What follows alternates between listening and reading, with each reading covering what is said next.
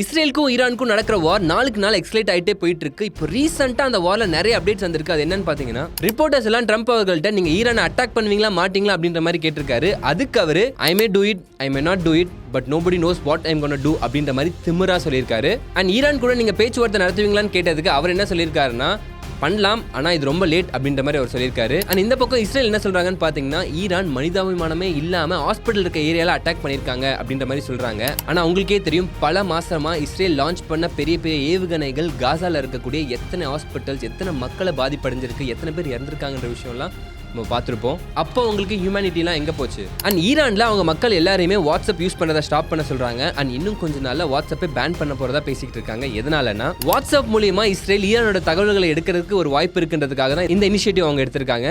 இந்த வாரை நிறுத்துறதுக்காக யூஎஸோட நாங்கள் பேச்சுவார்த்தையில் இருக்கோம். இந்த சமயத்தில் நாங்கள் எப்படி நியூக்ளியர் வெப்பன்லாம் தயாரிப்போம், அதுக்கு எங்களுக்கு ஒரு இன்டென்ஷனும் கிடையாது. ஏன்னா இஸ்ரேல் அவங்களை அட்டாக் பண்ணுறதுக்கான காரணமே, ஈரான் அட்டாக் பண்ணுறதுக்கான ரீசனே இவங்க நியூக்ளியர் வெப்பன் வச்சிருக்காங்க, எங்களை அட்டாக் பண்ணிடுவாங்கிறதுக்காக தான் பண்ணிட்டு இருக்காங்க. ஆனால் இதில் அவங்க தெளிவாக சொல்றாங்க, எங்களுக்கு நியூக்ளியர் வெப்பன் மேல எந்த இன்டென்ஷனும் கிடையாது, எந்த இன்ட்ரெஸ்டும் கிடையாதுன்றத.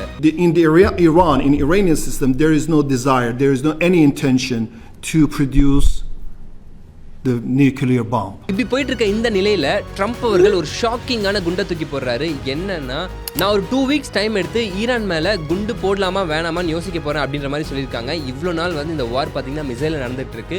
குண்டுலாம் போட்டால் அவ்வளோதான். ஹிரோஷிமா நாகசாக்கி நம்ம எல்லாருக்குமே தெரியும். குண்டு போட்டனால ஜப்பான்ல எவ்வளோ ஒரு பேரழிவு நடந்துச்சுன்றது.